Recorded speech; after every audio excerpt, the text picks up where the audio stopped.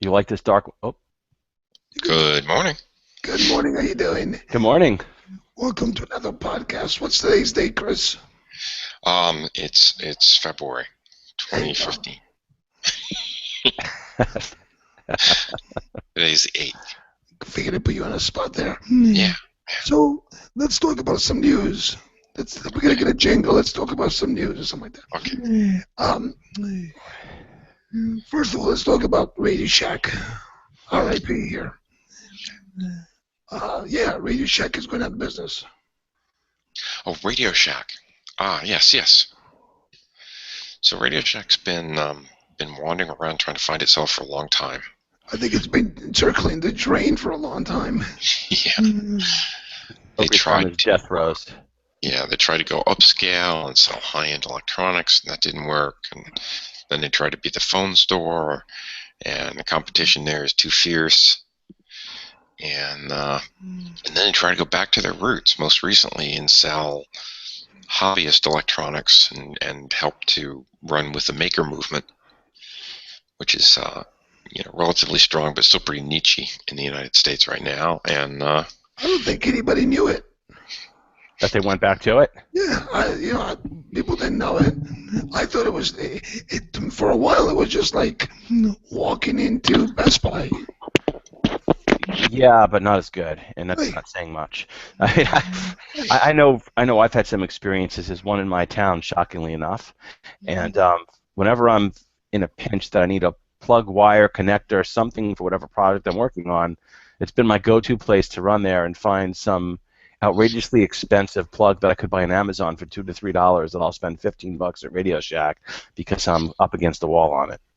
yeah, That's been their use case for me as far as a store, which isn't really saying much because I honestly avoid that at all costs if I can, unless I need to get something done. it seemed to me that they like to locate themselves in fringe areas too.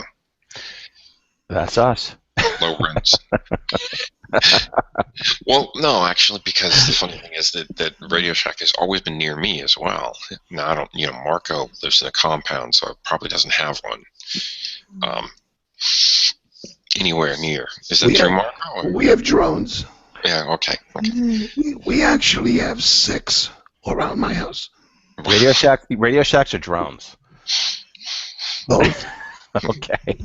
No, seriously, we have like 6 around our house, but I stopped going there when it became that electronics store that you could do anything anywhere. I remember Radio Shack when it was the store that you could get all the weird stuff, all those. I want to make Connectors. Yeah. I want to hook up an LPT. Exactly. I need a parallel printer card. And you could get your own. You could make your own kits. They used to have like those The Heath kits, the Heath electric kits, and all that stuff. Yeah, I used to go there and back in the day when I need to make a cable or something, you'd want it back. There was a time where cables were very, very expensive for printers, serial cables, and parallel cables. So back in the late '80s, early '90s, I'd make them myself, and I'd go into a Radio Shack and just buy the stuff and make the cables. Like, Wow. we used to also have I think what's called Lafayette. Wasn't it Lafayette? Chris. I don't know where you're going. That's where like Heath Kit came from. Oh yeah. Mm-hmm. That was the Radio Shack competitor. Anyway, I think it's just another mad company that got swallowed up because they don't have a vision, a plan, a direction, and a good management team. Yeah, I don't know what, if I were in charge of Radio Shack, I don't know what I would have done differently. You can't. Certainly selling phones is lucrative. They need to get themselves bought or merged into something else. Like Well, they they should have. did. They did, right? And there were lots of people that wanted to buy them. In fact, Amazon wanted to buy them. I mean, you had the TRS-80 home computer back in the day. The Trash 80? Trash Yeah. 80. Yeah. That was $2,000. Yes. In fact, I'll tell you what, it was $2,080. Yeah. Because I tried like hell to get that. Yeah, Yeah, that was very expensive. I couldn't swing one. It wasn't a very good computer, though, That's for not its the time. point. That wasn't the point. It wasn't a good computer at the time. I mean, at the time is what I'm talking about. It's all Yeah. about what its peers were. It's not about comparing it to a calculator now. So let's talk about something else. Yeah. How about Something that doesn't show our age. something like lies, tapes, and drugs? Cool. Let's make the topics more exciting. Exactly. Hookers and blow. So is this dark web stuff we were chatting about? It's funny. I know a lot about this. I'm sure you do. And it's all anecdotal, right? It's not firsthand. No, it's actually firsthand. Actually. Well, this should be good then. Yeah. So this was born from Chris's people. Oh, Chris is like, wait, how am I getting sucked into this? I got people. So, We all got people. in another life, Chris used to work for the U.S. government. Wow. You're talking about Tor. No, well, yeah, but this whole dark web or whatever it is, it was made so that agencies could talk in solitude. So let's talk about first the way it works. We'll take 2 minutes on that. Think of an onion. Mm-hmm. Okay. So you go to a website that changes your IP address because it's got an internal environment. Okay. And then you go through another website that does the same thing, and again and again and again. Think of this like 4 or 5 times. You have no idea where the person is coming from. So it's like a proxy inside of a proxy inside of a proxy. Well, Gotcha. see, the problem with a proxy is that it uses NAT, right? So you always have the nested IP address. Right. So you always know where it is because it's one inside the other. Right. So with this, you have no idea. Right. It's basically an anonymizer for browsing the web. Whatever. Or searching. Yeah. That doesn't really work like that. How is that different than downloading one of these free VPN softwares to browse the web, which does something similar to it? Because that's what they do. They nest your IP address within it. Got it. There's no such thing as a private button, by the way, on web. Right? Private button? Yeah, you My browser has it. Yeah, it doesn't really work. Oh, okay. The only thing that the private button does is it doesn't doesn't show your cookies. You still have to have the IP protocol, which says, this is what I want. You need something in the middle to disguise who you are. Right. Okay, so you have gone through Bulgaria and Turkey and South Korea and Bolivia, and now nobody knows who you are or where you're coming from. Correct. So let's talk about a real use case for this that's not so sorted, just to give people an idea of what it would be. So let's say that you wanted to watch something like BBC's ITV player, and you try to watch that from your computer in the U.S. Just go into the website for one of the BBC sites, and you want to stream some of their content and watch it. It knows because you're not inside the UK, you can't watch it. Yeah, but you can do that with a proxy. I think a proxy or this. Either way, you could do it. Think of it. A better way of looking at this would be if you are a battered woman, or if you're trying to negotiate arbitrary deals for multiple governments. If you're trying to buy drugs, you don't want to know who you are. I just figured I'd include your people, David. Those are the cases. I mean, true anonymity. Okay. Right? Yeah. And at the end of the whole thing, when you get to the bottom of the onion, there's a BBS. A bulletin board service. That you can actually be anybody you want to. Yep. Picture if Facebook lived somewhere where nobody knew who you were. There was no second activation. There was no anything there.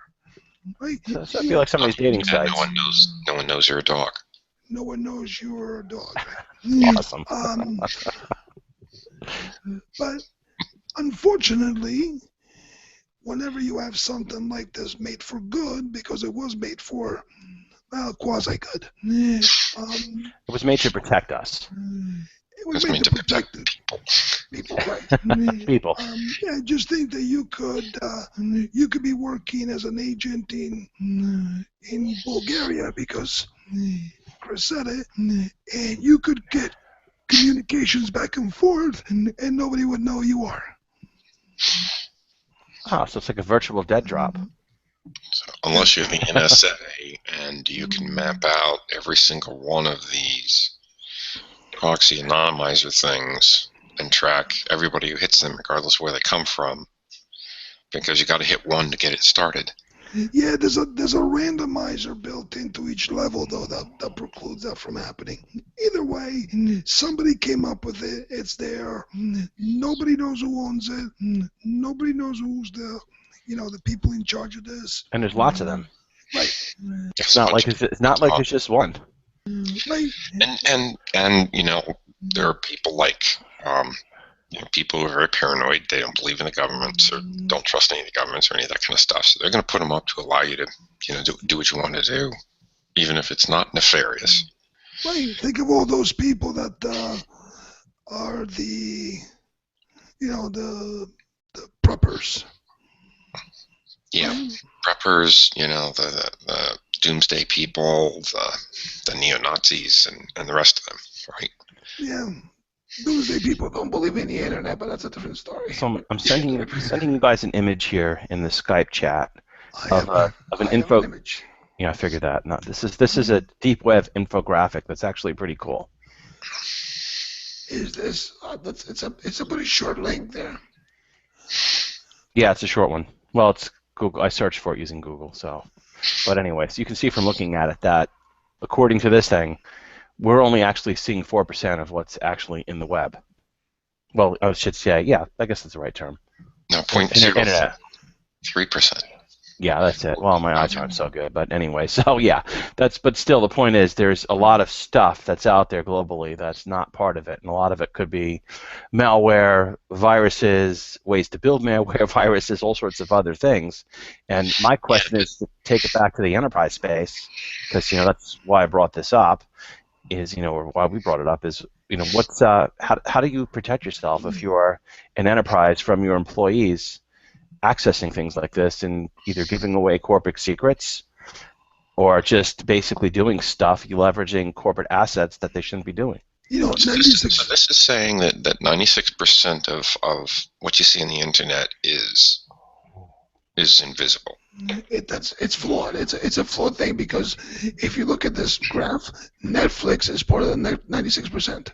Well, I was getting to that, and I don't mean to cut you off, but the point is, with the world of IoT that we're in today, there's a lot of traffic on the web that there's no point for Google to index or any search engine to look at because there's just stuff going over the webs. It's just protocol connecting various machines to machines. So I don't want Google showing my Google Docs to the internet either. Well, so that's something I probably all the cloud stuff you're doing, Google, Google Docs and Box and Dropbox. All those things, Dropbox and everything else, all that stuff is and should be hidden. Yeah, but it's hidden because of the password, right? So when Google bots come across, they wouldn't know the password to open it up, right? But I'm talking about things like AWS. Right. Right. That's part of the 96%. Yeah, Amazon Web Services, sure. What about all the Akamai CDN stuff that's out there? All this cached content that's not being served up, that's just there until it's served up. The receipt for the flight that I'm taking to New York tomorrow is hanging out there on the web, but it shouldn't be shown. I can go and view that anytime I want with the proper access. So I don't see that as a problem, and I think that a large percentage of that kind of stuff is what's hanging out there. But I think, but when you read this, I don't believe that this the dark web is not an entity, right? It's a technology layer. That's my point that I was getting at. Thank you. Okay. I'll go back in the closet now. I'm done. No, I appreciate it. That's what I was trying to say. I just couldn't figure out the words, but thanks. And I'm the guy who got up 15 minutes ago. Anyway. So you've been awake for more than we have. but literally, I think that people are making a big deal about this. I don't believe that you can stop this, and certainly you can't stop this in a court of law where we're talking about, I can't remember the guy's name, David. When this poor guy's on trial. Oh, is this the Silk Road guy? Yeah, but he's not the Silk Road guy. There's no one guy, right? I know. This guy, they stopped this guy. Hold on a second. They stopped this guy in San Francisco. $600 to his name. He's a glorified sysadmin. Ross Albright, right? Who did some work for them years ago. You know? Regardless of what you do with it, I mean, if you make a Craigslist kind of a website that allows people to buy drugs and guns and murders and things, first off, somebody has to make that website. It's got to be built. Somebody has to maintain it, because if you don't maintain a website, it doesn't work. It doesn't. Trust Really? me. Oh, right? So somebody is running this. Somebody is being the sysadmin and running it and that kind of stuff. And if you're running a site like that, you're taking 1 or 2 points of a fee to pay for the maintenance of the website, and it becomes wildly successful like Silk Road was. Yeah, somebody's making a lot of money. So let me ask you something. Right, because you said something incredibly important that you just glossed over it. Craigslist, right? Has been associated with murders, drugs, and prostitution. Absolutely. That's why it's successful. Why aren't those guys not in jail?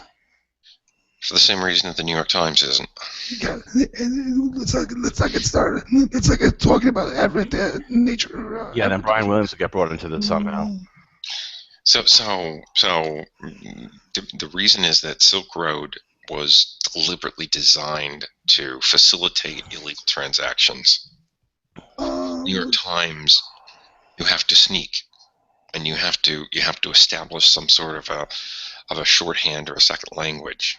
I got cantaloupes to sell, and I'll bring them to your hotel room. Okay, that kind of.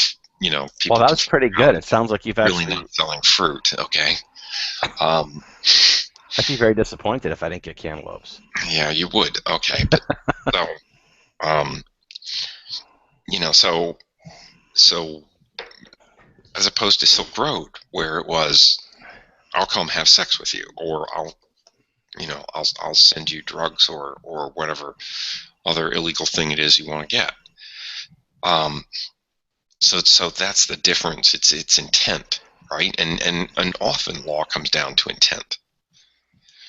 So here's my other question, and we only have 5 minutes left in the show, and this might have to carry over. Who has jurisdiction?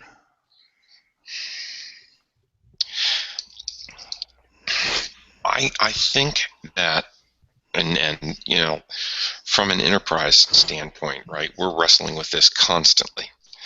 If somebody says blasphemous things on Facebook, and somebody in a highly religious country that has laws that make blasphemy illegal, how do you control that if you're a multinational corporation and somebody's using your Facebook page to do that, right? It's the same thing, and it has to come down to if you can find somebody in that place who's doing that, then you have to do something about it.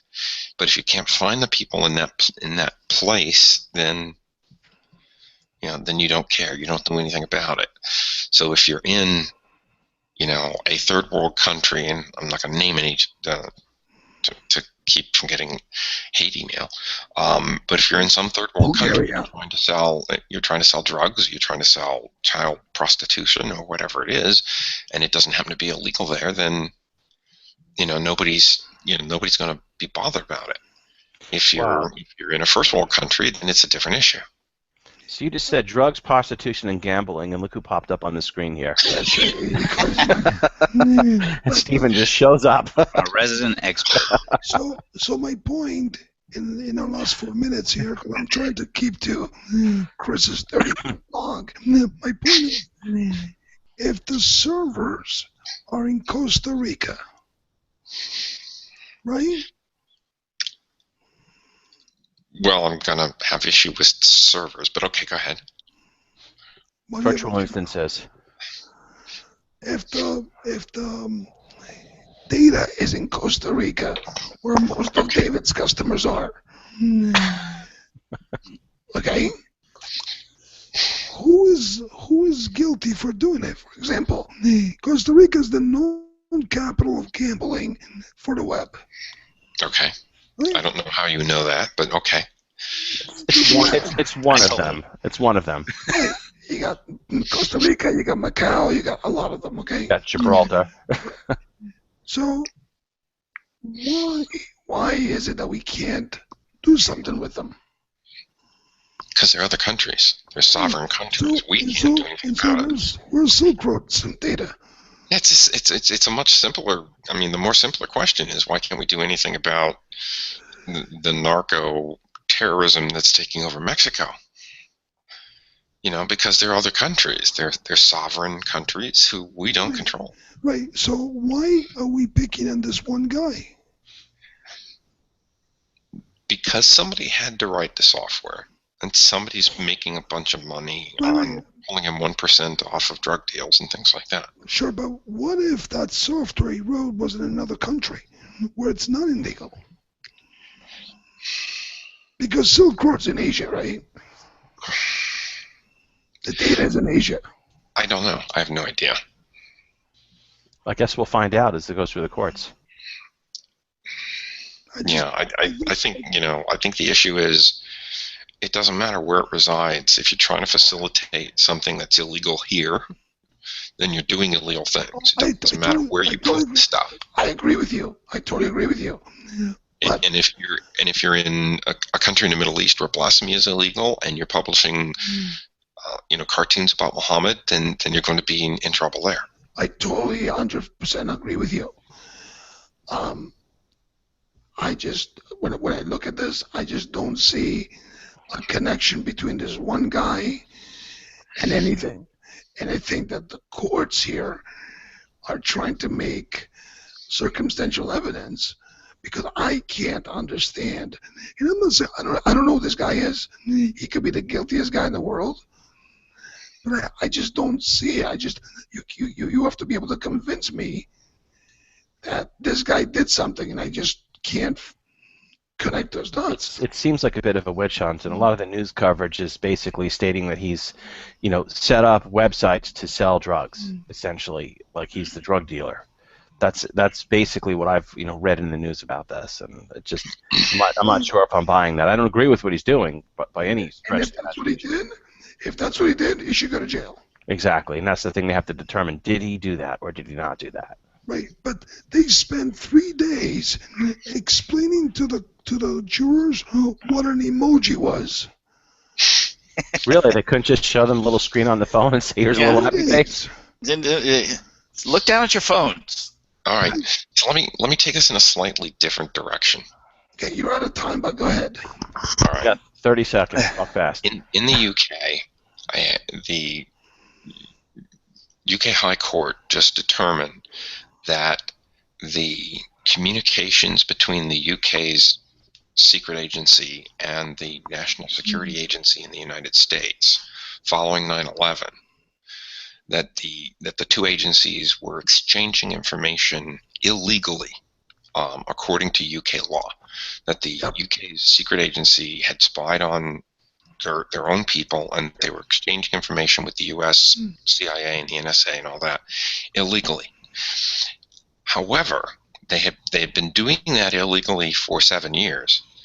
However, a couple of years ago, when that information became known because of Edward Snowden, Now it's public information. So all the citizens of the UK know that they're being spied upon by their own government.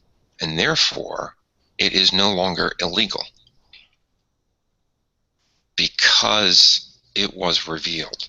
Even though if Snowden were in the UK, they'd arrest him for revealing that information. Well, that's like quantum math. You just lost me on that one.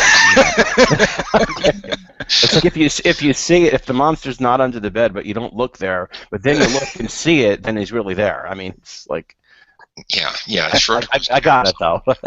It's Schrodinger's law. My lord. So yeah, this looks at Kafka in the rearview mirror. So that's the same kind of thing, right? It's what's the international law and how does it apply and who does it apply to and when? Mhm. And the answer is, I don't know. Maybe it's Tuesday and depends on the phase of the moon.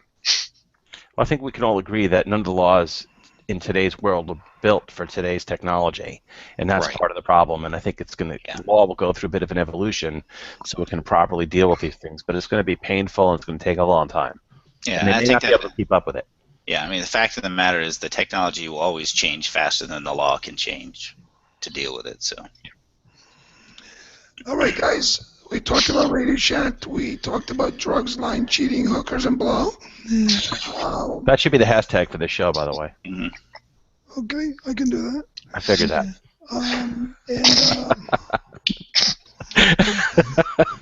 Something like crisp divulges hookers and blow.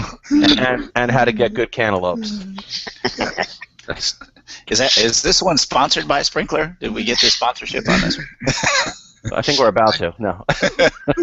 Changing my email address. We now have something to bargain with. Guys, have a great day. I'll talk to you all next week. All right. Bye, guys. Bye.